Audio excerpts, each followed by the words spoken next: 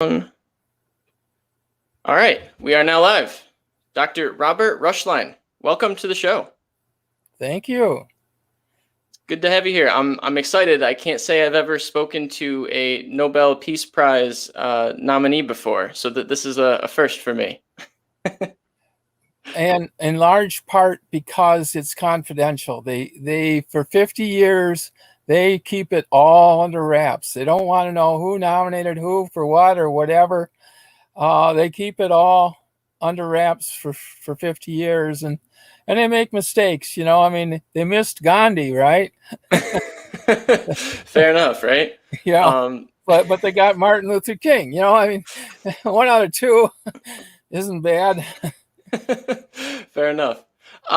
So how did you end up getting nominated for this award? You said it was an anonymous nomination?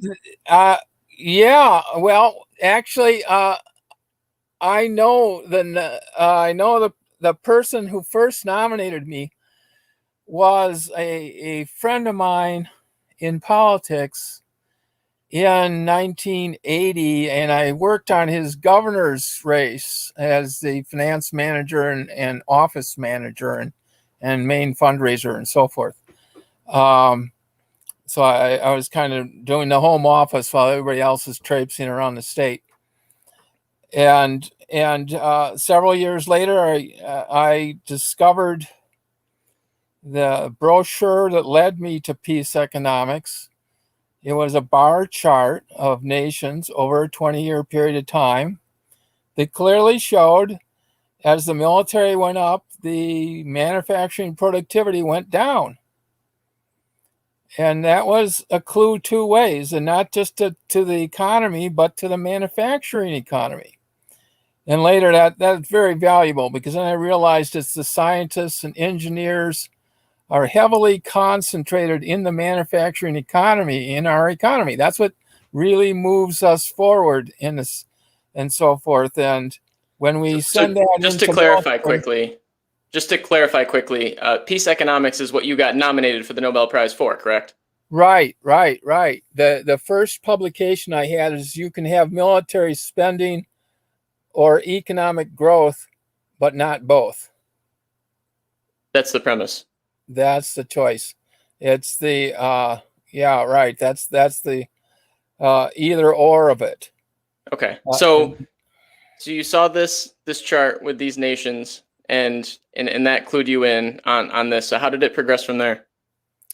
Yeah, and from there, it kind of progressed slowly, well, fast in a way. My first book, Peace Economics, came out 6 months after this friend offered to send that first paper that you can have military spending or economic growth, but not both. A 39 pager I had with a lot of charts and things. But later I developed Peace Economics, and just a couple months later, I vastly improved upon it in Peace Economics, and that's a work that still stands up today pretty well. A lot of that stuff is still germane to the current situation. So when I came up with Peace Economics, it was out of a list of words I developed, and I ran over with the marketing director who was the first marketing guy for Costco. So he was a retired millionaire that moved up to Eugene, Oregon, where I was living, and joined the Democratic Party there, and we became friends. So he said, when I came to Peace Economics, he says, that's the one. And the reason Peace Economics is so important as a term is that everybody was talking about economic conversion back then, that somehow we'd get the military to do something else than produce guns and so forth.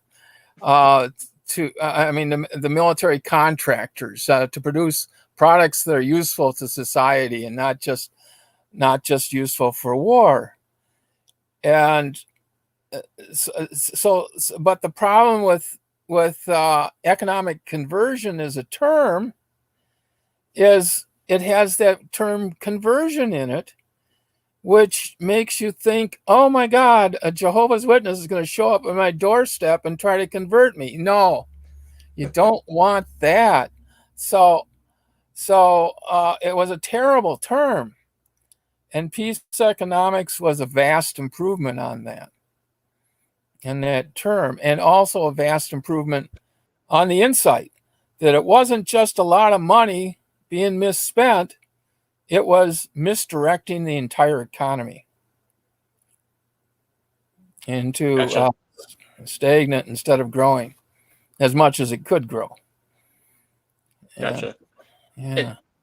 So how did it? You said it only took you 6 months to Then develop. I guess what? it took a couple of decades. I taught a course at University of Oregon, and then for several years I was publishing a monthly column in the Oregon Peace Worker, and all the congressmen, at least all the Democratic congressmen and everything, were conversant with my stuff and liked my stuff and so forth. And that's basically the early 90s. And then I taught a Radio for Peace International course and came up with that class. And the material for that radio class, I developed a transcript and used it for much of the text that I'm using today with updates, periodic updates along the way. And you'll get it if you see the email, or if you find it or something like that, or I can send it to you again or something. The one I sent out this morning, because I kind of walk through the details of that. I've structured the book to it's part text, it's part this last 10 years. Well, 10 years, about 2013 to now, 8 years. 8 years of doing press releases, and I'm up to 255, so there's a couple of them a month or so. 255 press releases on your website? Yeah, and they're all there. Excellent. They're all there on the Expert Click. If Yeah. you go to expertclick.com and then put my name in, I think that'll get you. Got it. I'm not sure why I didn't get that email. I'll have to see if it landed in my spam folder or something. But anyway, so talk to me about the importance of peace economics and the implications that it has on our society, and like what we should do about it. Well, the biggest thing is that it actually is counterproductive in terms of defending the nation to have a high level military spending, what I call premature militarization. You need some military spending, you need to defend yourself. But if you put too much, too early, for too many decades into the military, you will weaken your nation and not strengthen it. And the economy is ultimately what wins you the wars. I mean, we had a pathetic military in the 30s, but we won World War II. Why? Because we had the biggest economy. In fact, World War I and World War II has 4 cases among the major powers where it takes twice as big an economy to defeat somebody else. America was more than twice as big as Germany in both world wars, and Germany was doing fine until America entered in both world wars. Germany defeated Russia in the first war and France in the second war. And the difference was that France was slightly more than half of the size of Germany's economy, so they could withstand the assault in World War I, whereas Russia was only a third the size of the German economy, so they fell. Whereas in World War II, it was just the opposite. France had a very bad recession. Britain and Germany did better than America and France in the Great Depression, largely because Great Depression was Smoot-Hawley tariff law trying to protect agricultural products, and those are the 2 agricultural nations in the respective continents. America and France. And Britain and Germany were more industrial at that time, and so they didn't suffer as badly. And that made the outcomes almost preordained. When France dropped to less than half the size of the German economy, they became vulnerable. And in 1940, the whole world knew about that. Mm-hmm. Yeah, interesting. So it's almost like the best way to defend yourself as a nation is to strengthen your economy, then. Exactly. Okay, interesting. And it's better than trying to develop war weapons and stuff like that. Develop civilian. I mean, America developed the airplane and it had nothing to do with war. It's one of the most important instruments of war now, Yeah. and ever since it has become. The automobile was developed long before anybody ever thought of a tank, turning it into a tank.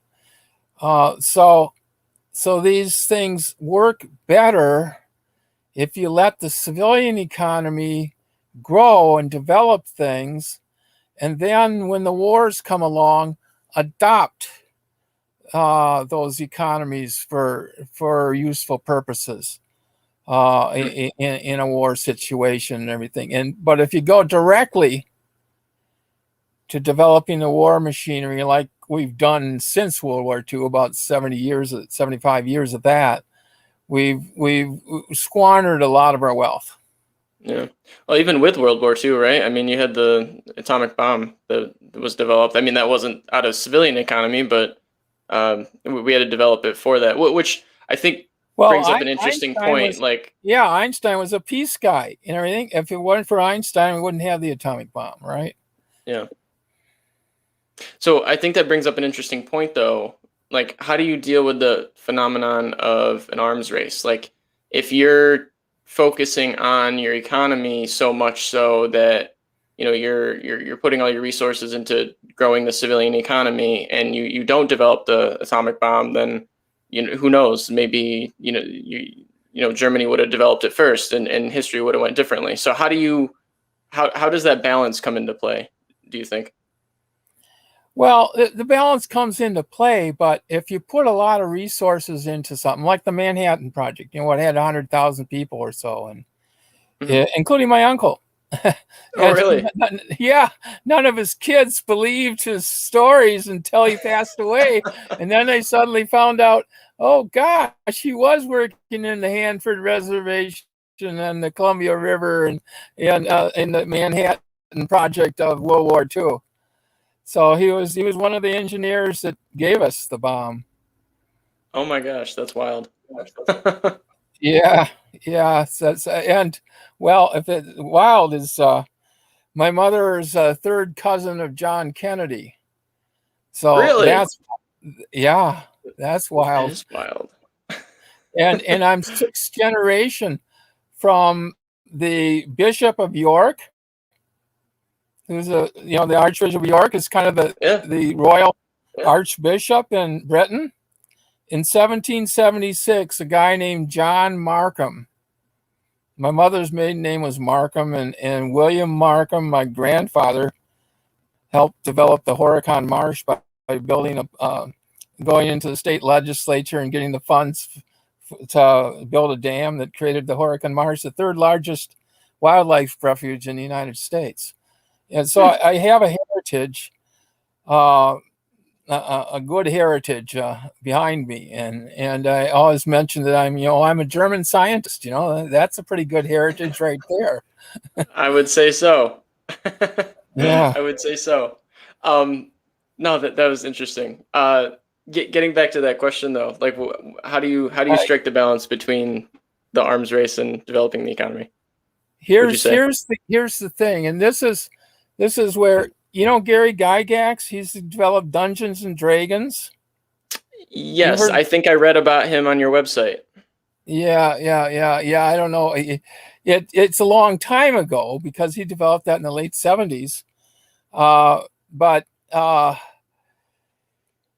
and I hadn't seen them since 1974, but I used to be a close friend in International Federation of Wargaming, so I knew how to strategize war games, and Mm-hmm. I'd win games like Summit or Risk by carefully husbanding my resources and growing my economy.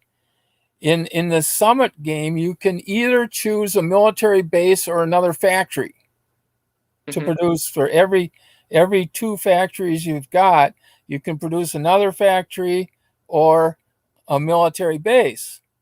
And if you produce the military base, it just sits there. It's useful when war comes, but it's not doesn't do anything for the economy. So if you go light and use your diplomacy appropriately to keep people at bay or just enough. Remember that World War example. If you're over half the size of your opponent's economy, you're going to be all right. Mm-hmm. So don't worry about the military so much as the long-term stuff, the economic growth. And it's like that playing a game of Risk. I'd win a lot of games of Risk because I'd save my cards. Mm-hmm. And the secret is for every 3 cards you get, I think it starts 15 armies, and then the next person to turn in a set gets 20 armies, and then 25, and so forth. Well, if you just wait a few rounds and let other people squander their power and their money on minor projects and stuff, you can come in and take the whole ball game. Interesting. I've heard of those games. I've never played them myself, but they sound like, and I understand the concept of them, but it sounds like an interesting game theoretical example of life, perhaps. I don't know exactly how applicable it is, but it sounds like it's quite for your Well, model. it is similar to life in the sense that, like you get your college degrees and everything, and Hmm. and you live as poor as a church mouse, going through Yeah. college or graduate school or something like that, but in the long run, you can make a powerful income out of those early educational experiences. So it's almost a perfect example of the peace economics principle to save yourself for later. Yeah. Yeah, It's and then and it's like then a yeah, it's like a delayed gratification in a just sense. strike when the iron is hot. Don't strike when it's tepid. Yeah, yeah. No, that makes sense. You gotta sharpen the axe before you take it to the tree, right? Yeah, yeah, yeah. Interesting. So, if you could change anything about, the way the U.S. is run right now, or any country for that matter, I guess, what would, based on your model of peace economics, what would you like to see change?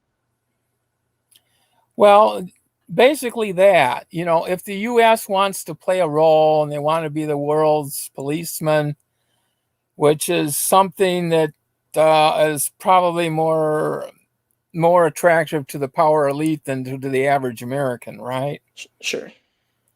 But and they get caught up in their details, and oh gosh, you got to have troops in Korea and got to have troops in Germany and all that and everything, and then and next thing you know, you got 800 bases around the world, and you're squandering all your wealth and resources, spreading it all over the planet, rather than devoting it at home and growing a strong and vibrant economy. So it's and the math is such. I looked at it that if we had cut our military spending in half, what we'd spent the last 75 years, we would all have $600,000 incomes. And we'd probably be vacationing on Mars or the moon or something. I mean, it's decades away. You can see it coming, but we'd already be there by now if we hadn't put all this money into the military. Hmm. Interesting. I'm sure it probably wouldn't. Like the math works out such that it's like $600,000 per U.S. citizen. Yep. If only it would. I don't know if it'd get distributed that way, but that'd be nice. Well, it's about yeah. Distribution is another thing, but that's where the empire theory comes in. You know, we're talking about the crime and this and the like. Well, we also notice that income inequality is it's 80% correlated with the military spending. So in fact, when you get military spending lower, you have less of the negative stuff like crime and so forth, and you have more of the positive stuff like income inequality and so forth. And a good example is the path that Europe took after World War II versus the U.S. path, where you got 13 weeks of vacation in Norway. And that's not unusual for Europe. They have lots and lots of time off. And in fact, about 1/4 of the year is time off in the German economy. It would average to a 30-hour week. They actually have a 35-hour week, but you know, the way it works. But if you average it all out over the long term, there's a clear difference there. Interesting. So, can you expound upon why that's important? Like, because if we're talking about growing the economy, you might think, well, it's U.S. has an advantage. You only get 2, 4, whatever weeks vacation, and we have 40-hour work weeks. So we must be putting more into the economy. We must be bolstering it more. Is that not the case? It is the case. We are working extra hours, but getting less for it. We also, the English speaking, the G7 countries, 3 of them are Canada, Britain, and the United States, of the big powers. And those 3 are the highest in education. And yet they are not necessarily the most successful. I mean, they've done well, all 3 of those countries, but it's pretty much equal with all the others. I mean, the Germanys and the Japans and the Italys and the Frances are the other 4, right? So those countries are all doing well. So it may not. So I make the point that if you're in a boat and you're rowing faster and faster and faster, if you've got a big hole in the bottom of the boat, you're still going to sink. And the military spending is the hole in the bottom of the boat. And that's what drags people down in spite of the high education and the other things going on. I see. That makes sense. So you touched on it a minute ago, and I want to go more into detail about it. But you mentioned that this is kind of where your theory of peacetime economics runs into empire theory. So can you explain what empire theory is and how those 2 things relate? Well, okay. Empire theory is recognizing that military spending may inhibit the economy, but it doesn't just stand there. The economy affects everything else, and it affects the crime rate. And I think there's 2 connections to crime in the military. One is just that you've slowed down the economy, so you're going to have more crime because you can have more frustrated people. That's one part of it. The other part of it is the enemy attitude. You've declared in the Cold War 380 million Soviet citizens as your enemy, better red than dead kind of thing. But of course, that's nonsense, because if everybody's dead, there's no point of doing any of this, right? We've lost, some other species has a better chance than we do if you go that route.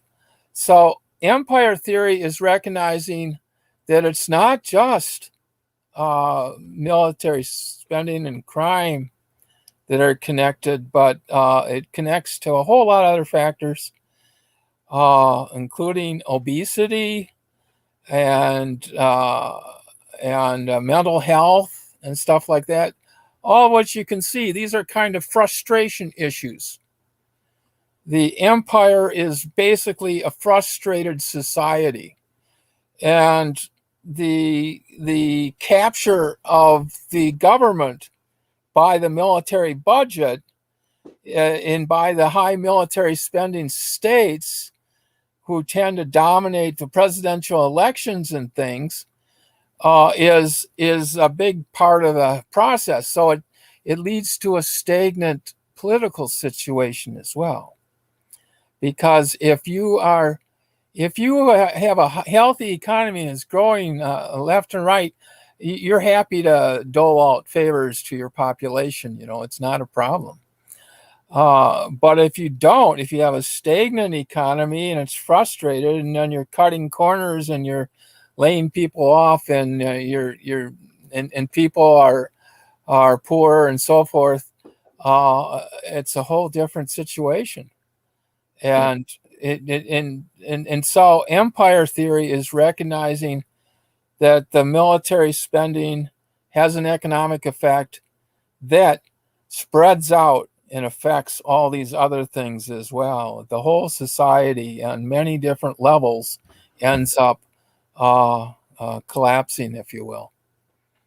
In fact, you can kind of look at the 70, 80 years. You can kind of say, well, the 50s weren't so bad, except when you I looked at these G7 countries, and I over the course of the 20th century in my first work, and it's clear what point was I trying to make? I don't know. I lost my point. It's all good. So, I mean, talk about the effects that empire has on a civilization in terms of you mentioned widespread economic effects and the health effects as well.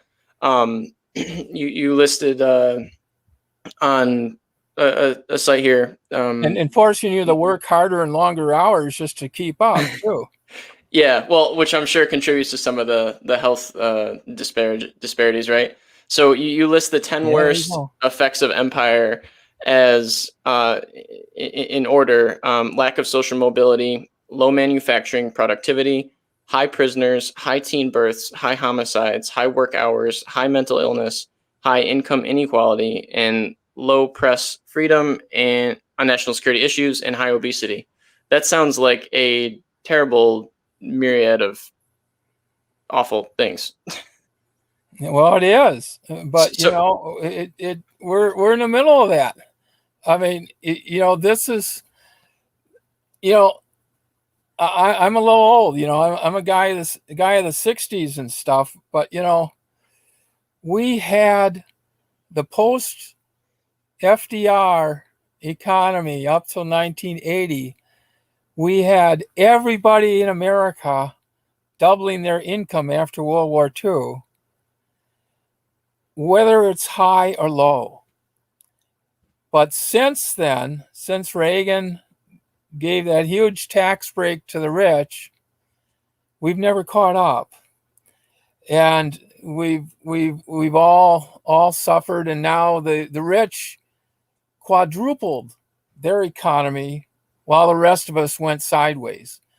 And when you break it down by all the top 5%, the top 10%, 20%, so forth, when you break down all the statistics and look at it in detail, it turns out that the top 1% left everybody behind. Even the top 5% only actually lost about 20% in the 1979 to 2007 period, according to the congressional study that came out after the Occupy movement forced Congress to recognize the income inequality problem. And it's made a difference. People recognize that. And When Bush put his tax cut through, everybody thought, oh, it's great. This is a tax cut. When Trump put his tax cut through, everybody had figured it out, probably because of Occupy and the income difference and the widespread inequality going on.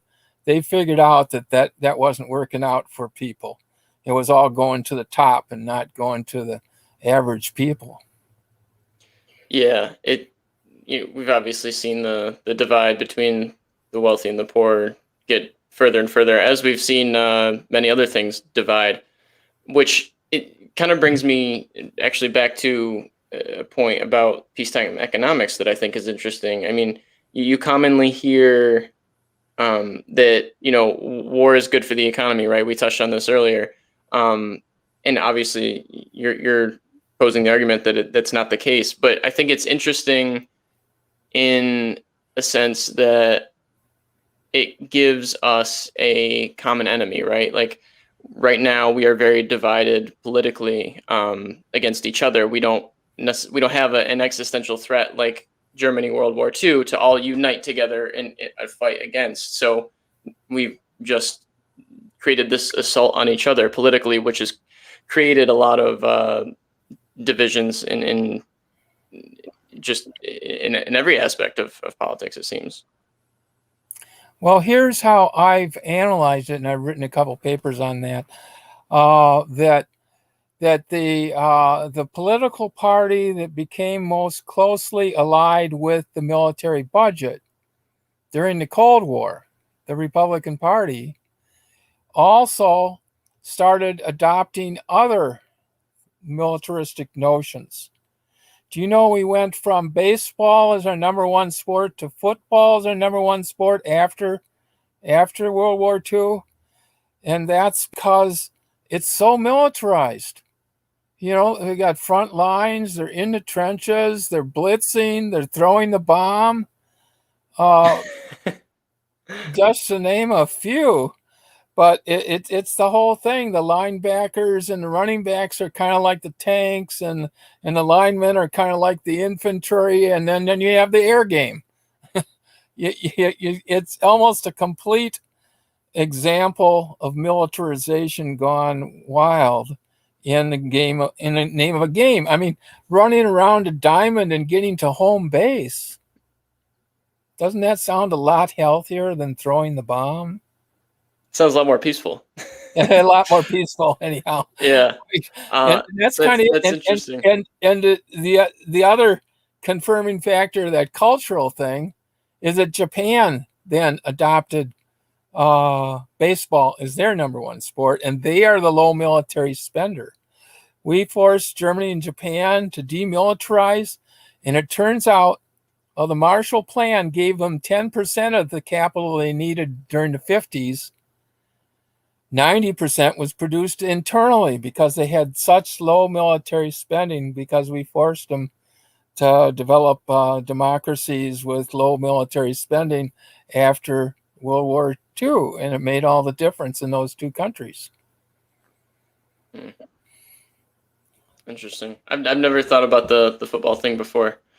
Was rugby very prominent before football? I mean, probably not in the U.S., but probably not. That's a pretty vicious game too. It's true, but I don't think they get injured as much as the NFL football players do, though. Those collisions are at high speed with high velocity, and if you wanted to avoid injuries in the NFL, you'd have small players, because big players have the cross-sectional area. The bone is a cross-sectional and area thing, the strength. Whereas the volume, the 300 pounds and so forth, is the volume thing, and volume goes as cube and area goes as squared. So the bigger you are, the more vulnerable you are. See, if you dropped an ant from the Empire State Building, it would land fine. It would be perfectly okay. But if you dropped an elephant from the Empire State Building, you'd have a big splat at the bottom.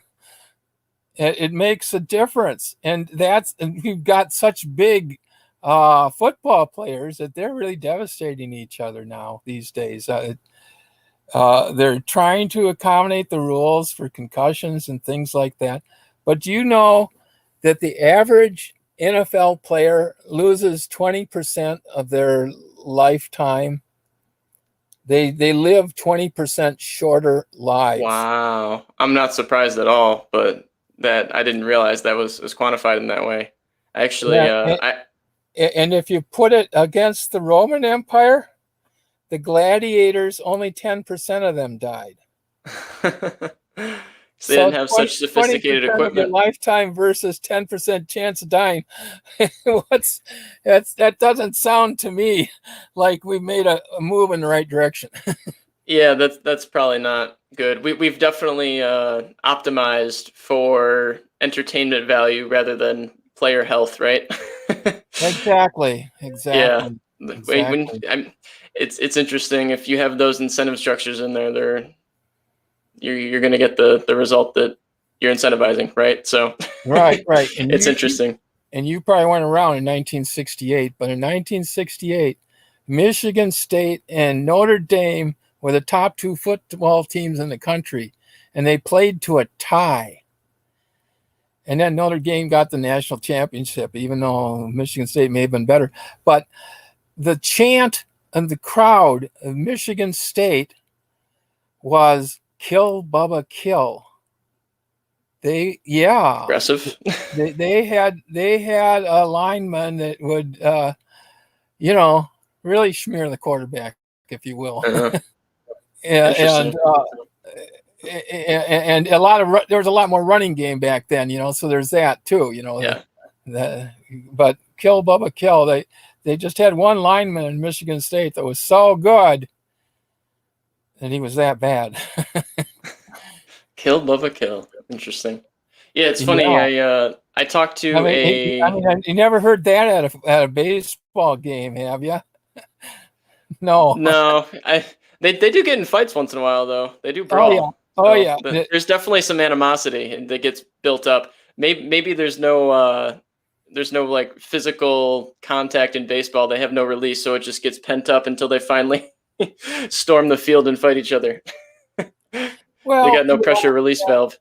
well, we have all of that, but you got to remember then you put it in the context. We're in an empire.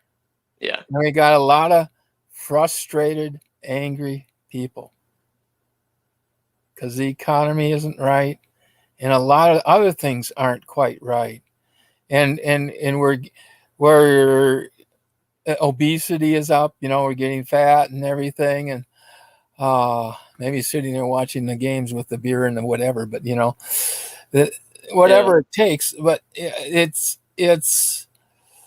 all those things are sliding in the wrong direction. A I whole host of factors I are heard all an sliding interesting in the wrong direction. perspective. Hmm? I heard an interesting perspective recently, kind of to that point with like things like that, um, going the wrong way with obesity and some like health and cultural things like that. That it was something to the effect of markets are good at figuring out solutions to problems, but they're terrible at implementing them because they expose the worst part of humans. Like we've incentivized Doritos to create a chip that is engineered to make you addicted to it, so that you keep reaching your hand back in that bag and you just sit in the couch and watch the game with the beer, and contributes to these problems. Like we've got these weird incentive structures that start serving us.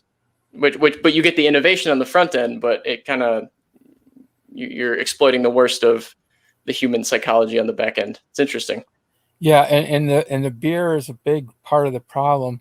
Maltose in beer has an index, a hypoglycemic index of 105. Uh, Hmm. Potatoes, white potatoes, have a 95 hypoglycemic index. Sugar is 75, and anything over sugar is worse, right?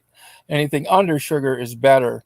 Uh, And whereas fruits and vegetables about a 30 or 40 and stuff. So if you eat a lot of fruits and vegetables, you can maintain your weight. And vegetarians are actually usually pretty slim. Look at all the Europeans and in those photos and the Olympics and stuff like that. You see, here's all these fat Americans and here's all these slim Europeans. What are they doing right? Well, one thing, they aren't stressed to heck because they've got vacations and they take care of themselves, and they don't have to pay for they don't have to pay off student loans, and they don't have to pay for healthcare bills and stuff like that. All of it's taken care of. That takes a huge burden off of people. And the Spirit Level book, which worked on the income inequality, but gave me a lot of statistics to compare with the Empire. They have one really profound finding. Anxiety has gone up steadily in the last several decades. And they had a period, I think their data ended in 2002. So basically, they're looking at from the 50s to the 90s. The average, the anxiety levels have gone so straight line up and continue to apparently since then. I've taken some with social media, I'm sure. Yeah, I've been well, doing a lot of research on that lately, and it's just destroying us. it's magnifying. It's getting worse. I talked to a PhD friend of mine. I have an electrical engineering degree, and this is an electrical engineering professor. I talked to him after his speech, and he said, "Yeah, you know what? My son he's going through electrical engineering now, and he has got so much more complicated stuff he's got to do to get there than I had to go through when I was younger and everything." And that's just going to put the needle on the anxiety level to crazy. Look at what Naomi Klein or whatever, the gymnast, the gymnast that bowed out of the Olympics. Oh, Simone Biles, right? Simone Biles, right? Yeah. I heard about that story. Yeah, but she did that. That's a unique story. Mm-hmm. It took us this 75 or so years to get to the point where something like that would happen. That's the direction. That's the direction we're moving in terms of mental health and all kinds of other problems. So yeah, I heard it was. It's scary. I heard it was that she couldn't take her ADHD medicine. Her what's it called Adderall, I think, or something like that. Yeah. At the Olympics, and so she got very anxious because of not having her meds. That's what she said. It's very interesting. I mean, we have so much of the population is medicated nowadays because, of course, talk about bad incentives and social media and the rise of anxiety. So what do? Well, markets create new medications to fix these things. And obviously, when you're applying a very simple solution in a way to a complex system that is the whole of a human, you're going to get unintended side effects and with everything. Obviously, it's very interesting. I don't know. We could go on the drugs thing. You could go on and on and on, but drug use is another thing that tends to correlate with the higher military spending. Really? But the European countries have legalized, and they found that there's no difference. If you treat it as a health problem instead of a criminal problem, you're probably going to get better results. And apparently, that's what Portugal and Denmark and a whole lot of other places have done. They've decriminalized things and made things better. But we have a lower life expectancy than most of those G7 countries and so forth. We're way low on that kind of thing. So there's a lot of negatives. Yeah, a lot to be concerned about. We kind of strayed there and went on a tangent, which I thought Yeah. was excellent. But kind of wrapping back to what we were talking about prior, the idea that war stimulates the economy that you hear commonly touted. Just circling back to that, why is that wrong? Well, it's wrong. It's wrong because of the 100-year history. I've demonstrated that it's wrong in almost every single situation you can imagine. Now, what's the biggest example of military spending being good for the economy? World War II. 40% of the economy went to the military, right? It brought us out of the Great Depression, right? Wrong. It's actually we would have been out of, as I said, because of a mess up. When Social Security went in, the tax went in before the spending went out. And that caused the 37-38 recession, which dropped the economy to half its rate in 37, 5%. And like I say, it's a 10% clip these years up to World War II. So it dropped to half, and then it dropped to -5 in 38. So that was enough to stop everything because he wasn't pump priming. He wasn't spending 3% of the economy above what he taxes and so forth in programs that get the economy moving again. That's what Roosevelt's secret was. So he got a lot of economic growth. Some of it's come back, there's no question, but a lot of it is just because he did stimulus then. And when you look at the World War II years, it starts at that high rate. The last peacetime year, 1941, because there's only 3 weeks of war at the end of that, so that's a peacetime year, was a 15% growth rate. Then in 42 and 43, it was a 12 and 13% growth rate. Then in 44, it was a 7% growth rate. And then in 45, it was a -2% growth rate. And then in 46, it was a -12% growth rate. Mm. And that, if you go the period from 41 to 48, I've got a correlation of 0.97 between net military spending and lack of economic growth, or negative. It has a negative impact on economic growth, the military spending in excess of the budget spending. In 42, 43, we were war bonding like crazy. Nothing else to spend the money on, everybody was overseas. 16 million were anyhow. And so the so you had that, and then later that tapered off. All wars become uglier as they go on longer and everything. And you think of Germany from 39 to 45, 6 years of this, that has got to have a really heavy impact. It's amazing that Germany held up as well as they did for as long as they did. But eventually they succumbed. And today, they all hate the Nazis. They consider that their dark ages, if you will, their dark period. And now we're going through Trump, and it's kind of similar. It's just scary. You always lose a debate when you bring up Hitler.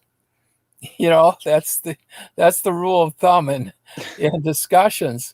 And yet when you look at the brown shirts and the 16 martyrs and the insurrection and everything, you see a lot of parallels. It looks a lot like what was going on way back when. And the scariest thing, when I was at the Reichstag, a guy explained it to me. He said the German economy had been taken over. I mean, the German government had been taken over by people who were anti-government. And there was stagnation. And that's what led to the rise of Hitler. right after that. So that really hurt because actually Germany stopped paying the reparations for World War I in 1931, 2 years before Hitler took office. So it wasn't all that, I mean, the Versailles Treaty caused World War II because it decimated the German economy and made the rise of Hitler possible. But yeah, so and to say that that's not just an idea, who's the most famous economist of the 20th century? John Maynard Keynes. As a young man, he was on the British negotiating team, and he wrote a book that said that this was going to lead to another great war. And he was 100% right. In 1919, he knew that the French had oversteered. And this kind of gets into long cycle theory and war theory. If wars come along every 54 years, like the French, like the Napoleonics, to the American Civil War, to World War I, to Vietnam, is all on that cycle, and 2025 is the next one on that cycle. So it's a scary time that we could be leading up to a major something or another. But there are so many civil institutions. We have the United Nations. They're ineffective, but they're useful. They get people talking, at least. And it's better to jaw is better than war, as Churchill would say over and over again. So, and that Churchill's saying that, So, I mean, the conservatives can have common sense, too. You don't want to just throw out the entire conservative group? Well, conservatives are just conservative. They just want to leave things alone, right? Theoretically. Yeah. But we don't have conservatives anymore. We have radical right-wingers that really want to push us into fascism, and that's ridiculous. Interesting. Yeah, it seems like we've gotten more and more polarized on both sides of the aisle, and it's harder to have it's rare that you see, I guess, a more moderate viewpoint on political issues, especially in the mainstream media now. There's no room for nuance in these outlets, it seems, which is very unfortunate. But in reality, like I think a lot of people that are, a lot of reasonable human beings that aren't on either end of the spectrum, either end of the extreme, I think have a lot in common, but it doesn't seem like it on the news because of the way, again, these bad incentive structures when you're optimizing the news for, keeping people there and ratings and stuff like that versus incentivizing the news to, be truthful and unite us. It's another example of bad incentives. I was starting to make a point before and I didn't finish it. The reason the high military spending party has become like this is they've adopted the unconditional surrender philosophy of World War II. They all talk about Chamberlain World War II all the time. I mean, the conservative thing is they're historians. They dwell on that kind of thing. And so it's just not working. They're becoming more extreme because they're seeking victory, total victory. And total victory is if, in spite of the results, Arizona and Georgia have these new laws that they can overturn the election. That's really scary for democracy. Really scary because that's pushing towards total victory, unconditional surrender, the whole philosophy, as it culturally expressed itself in football, and politically it's expressing itself in this kind of extremism. I just see a pattern there. Yeah, no, that's interesting. It's definitely a scary time for democracy with everything you see going on, and with the 54-year war every 54-year thesis there. That's definitely reason for concern. I've heard as well. an 80-year interval, which I think maps roughly to back to World War II. I mean, if back to World War II, then Yeah. back to the Civil War, and then the Revolution. Well, here, beginning of the country. I've seen that 80-year cycle and everything, and there's maybe some argument to that. But what I find is that World War II actually throws it off. Hmm. In the 1600s, there was a 30 years war from 1618 to 1648. And it was a religious war. It was the Lutherans versus the Catholics. So Sweden led, the Lutherans. I mean, the Lutheran Church has their Vatican, if they will, in Berlin. They have their center of things. But southern Germany was very Catholic.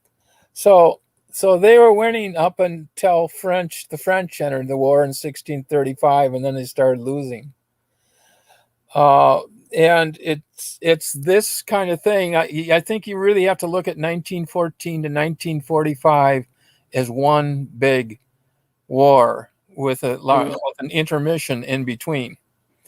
Again, going back to the John Maynard Keynes book, and a lot of other historians have analyzed that similarly, that it was extreme. And from a peace economics or global warming cycle and the war cycle theory, all these things start fitting together, these different patterns. If you go layer and layer and layer, deeper and deeper and deeper, it starts fitting better and better. But it just seems like that's the way things are. Like what causes the major wars is basically a fight between the number one and number two economy for supremacy. That's what most of those 54-year wars are all about. And while we had our Civil War in 1861, the Napoleonics were so horrible because they had mass conscription for the first time in human history. So they had massive armies, that it took until World War I, basically 108 years rather than 54 years, to repeat the cycle. And while in a 500-year study of European wars, the main war was like 1.5% of the European population would die. It was 5% in both World War I and World War II. So it took a ratchet up, but it took a vacation at the time of America's Civil War. That was the big war on the planet, the big, if you will, European war, because it's largely Europeans that did fight that war, though they were in a different continent. And America was emerging as a power at that time, as was Japan and Italy and Germany. I mean, a lot of these nations all emerged out of the 19th century. A lot of people say that we didn't really have a country until after Abraham Lincoln, that we had the whole country together, and it was a national country rather than a collection of states. That was the big difference. They really unified us. Yeah, and what happened in Europe is the 6 years early, you had the Crimean thing between Russia and Britain. And 9 years late, you had the French-Prussian thing in 1870. So that's 1856, 1870, before and after. And so it mimics what happened a century later from then, when we had the bomb, and we really couldn't afford to go to total war, because you can't just blow everybody up. That's not going to work. Which Khrushchev and Kennedy figured out in 1962, but it's kind of held since. And what happened is we had the Vietnam War early. 1970 is the perfect time, according to the 54-year cycle. So it happened. So the Vietnam War had 5 years early, and then 79, the Afghan War, 9 years late, almost exactly like the 6 years early. Well, actually, that was only 5 years early, from 61 to 56 for the Crimean, and 9 years late, 1970. Actually, it's the same numbers, isn't it? Yeah, 5 and 9. So the major power went a little early, and then the secondary power went a little late. But they had minor wars instead of major wars. Right. The major war in 1970, if it had happened, probably would have been Sino-Soviet. There, in 1969, there were major border skirmishes between Russia and China. But they held off, you know. They had a little fighting, and then they backed off because they both had the bomb. and it really didn't make sense to carry it too far. So they had to back off at some point. Mutually assured destruction. Yeah. So that's changed the parameters. That's why 2025 isn't quite as scary as it might be. And also, if it's China versus America, they got an ocean in between. I mean, come on, how much can you do? Oh, that's a dangerous question to ask, Robert. It just limits what you can do. I mean, they might go into Taiwan or something like that, you know, but that's about it. Yeah. So that's about so 2025 is not too scary. When do we need to start panicking? Like 2030, or what's the magic number here? Well, 2025 is the period, though, and here we need to realize that it's not just war; it's social tensions rising all together. The civil rights cycle is remarkably parallel to the war cycle. There's like an 8. But it's a little earlier, you know. It's earlier in the process, and drags on a little longer and so forth. But if you look at the civil rights struggle, in 1844 was the first attempt at civil rights in Boston, and it went down, but 54 years later, or 52 years later, you had the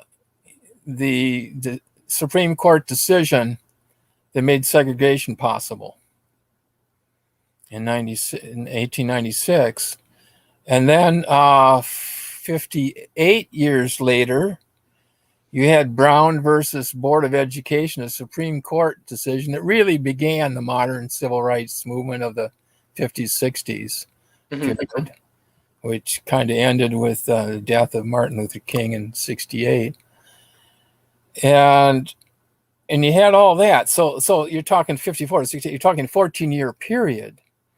And you're talking in this period of time, you've got Ferguson and 2014, and then you have George Floyd in 2020, and you got this whole thing evolving, and I don't think we're done yet.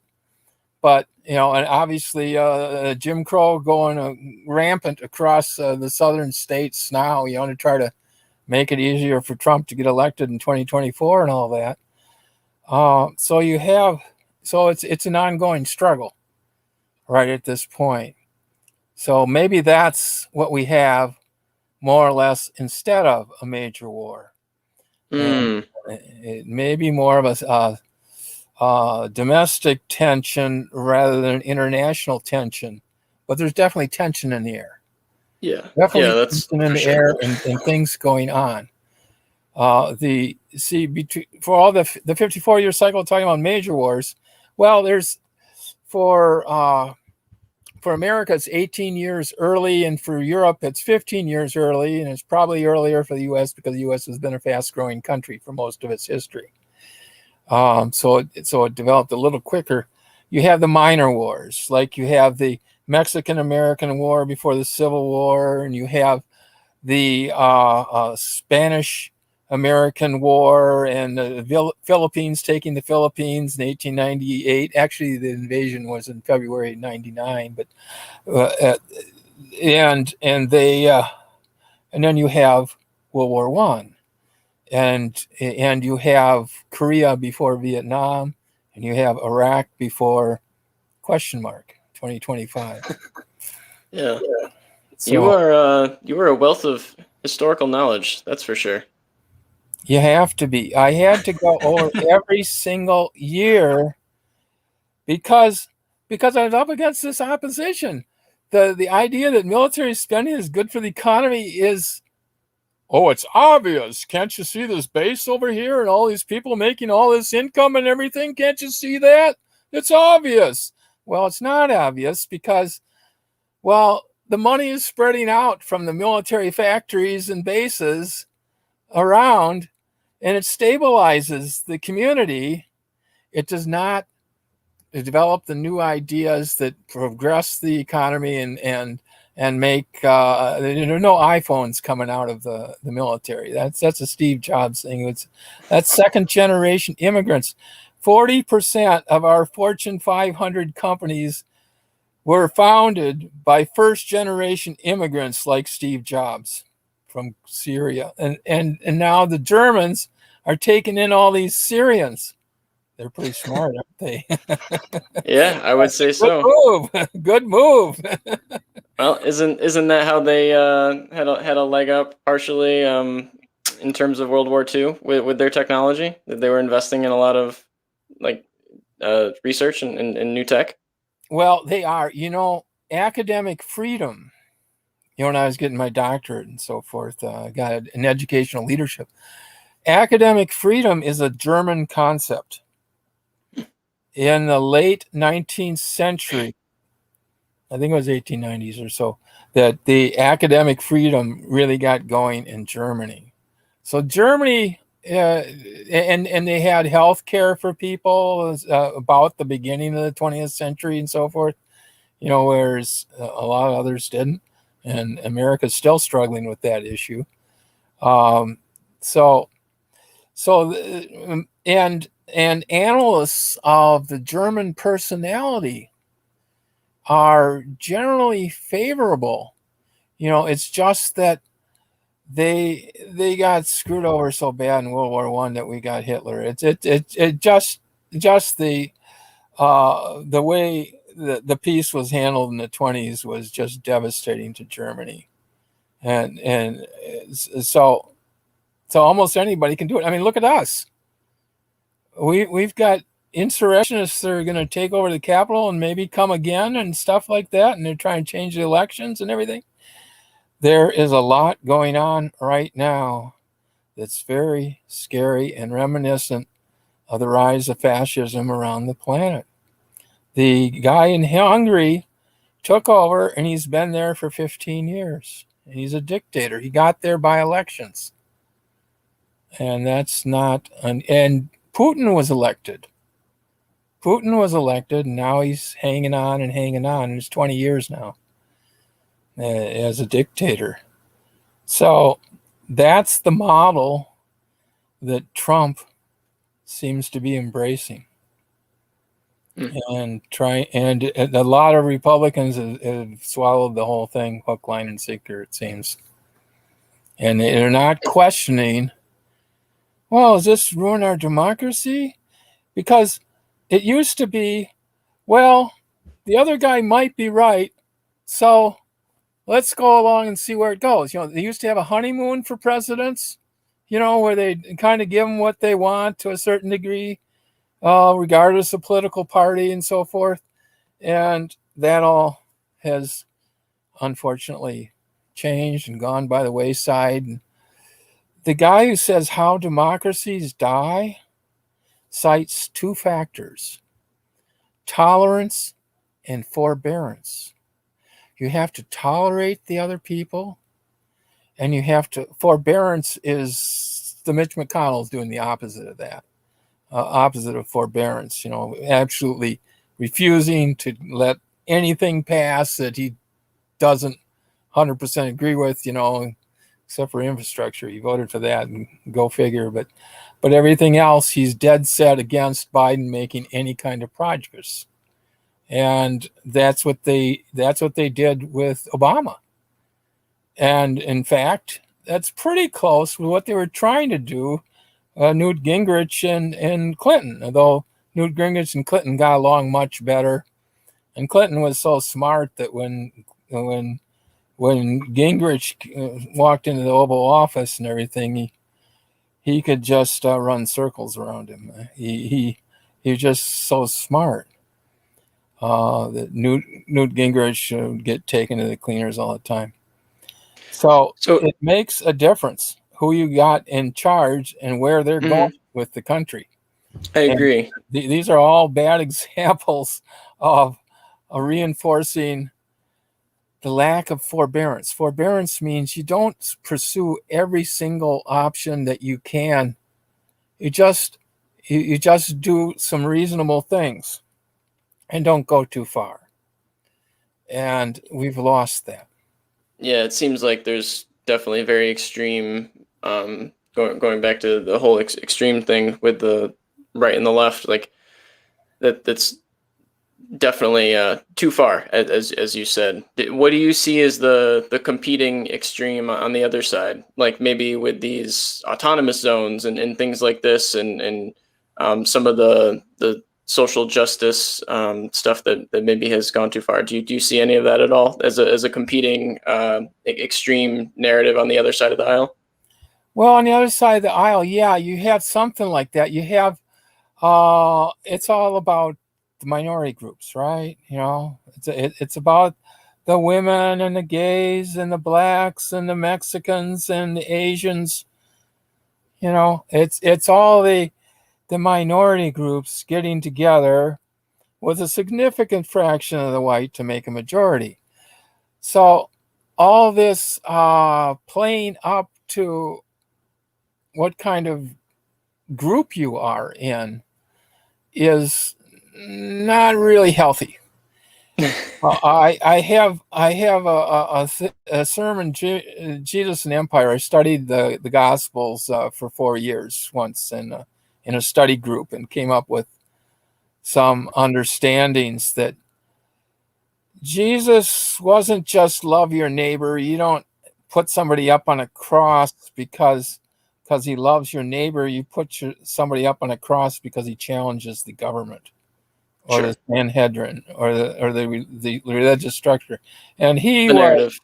yeah, he was hell on wheels with the rich and the Pharisees and all those mucky mucks and everything, and they got even with him. It's kind of what happened there. So but he was against this group thinking, Yeah. even to the point of family. He says people are valuable. You have to value people. Number one. That's why he met all the sinners and the sick people and everything, because he recognized the value of human life in every individual. And when you do that, you have a richer life. Hmm. And when you don't do that, I think you have a poorer life. And to me, the Titanic illustrates it. The upper decks, boring dinner of the rich people versus the lower decks, rollicking party of the Irish people. You know, Yeah, I it's like that. who's having fun and who isn't. Yeah. It just uh, rich cuts you off from the fullness of humanity. You start hanging around that little circle and stuff like that, and you start worrying about the little people, as Bonneville, as British Petroleum guy said after the Horizon thing blew up. Uh, he talked about the little people, and that's the attitude. And you got to realize that all human beings have value, and until you do that, you're in trouble. Yeah, And I think that's the big point there for sure. It's like again going back to the media thing, it's like it's all predicated on polarizing us and focusing on those extremes, but we don't realize how much we have in common with people, and just generally, even if they don't have the same political views as you, there's still a lot of things you do have in common, a lot of views you do have in common, but you don't realize it. It's unfortunate. Well, it's interesting. I mean, the oligarchs, the rich, they get everything they want from the Republican Party, and then they get their base to go along with it by giving them grievances and things to be angry about. And in other words, they essentially give them nothing economically. Yeah. They just give them something emotionally. Which works. And they say the Democratic Party doesn't do values very well, but the Republicans do. I mean, but this one book says the cruelty is the point. I should get his book and read it, but that really says a lot right there. That Trump is perpetually cruel to all kinds of different people for all kinds of different reasons. But also, he's just fighting for himself all the time. But he's putting down everybody who's opposed to him, and putting up everybody who's gets behind him, and so forth. And well, that's normal politics. But it's not so normal the way he's taken it to extremes. Right. Right. That's the problem. Again, that's another example of the difference between tolerance and forbearance.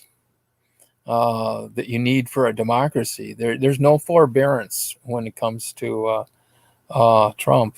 Nothing stops him except the law and a few people committed to the law, as the Department of Justice, the recent thing shows and everything. If he'd have gotten everybody to go along with everything he wanted to do, he'd still be in charge. I think that's probably a good place to wrap it up. But before we do, I got one more question for you, and that is, what is the most valuable piece of advice you would give to a young adult? I would say life is much too short for all this fussing and fighting, my friend. Like the Beatles lyric. That's it. And then go into John Imagine or something like that after that. That would be a very poetically put piece of advice. Yeah. Awesome. Well, Robert, thanks you so much. This was a pleasure getting to chat with you and hear about everything you're doing. And I hope the nomination pans out. And you'll have to keep me posted on that. Yeah. Well, if it happens, you'll probably hear about it. Except, have you heard about the last several Nobel Peace Prize winners? Tell me. You won't even hear it. If you, I've been waiting up at night at 3 a.m. when they make the announcement at 11 o'clock in Norway time and everything for 6 years now, since 1916. 2016 is when I got my first nomination. So this is the 6th year. So I've been watching these guys, and you can see it on BBC, and then you see no coverage on CNN and no coverage, anywhere else in American press or anything like that. So, but the BBC is the world's best news source. I mean, all things given, probably, and America tries, but they're not quite that good. True. All right, Robert, it's been a pleasure. Thank you so much for your time. Yep. Thank you. We'll see you again.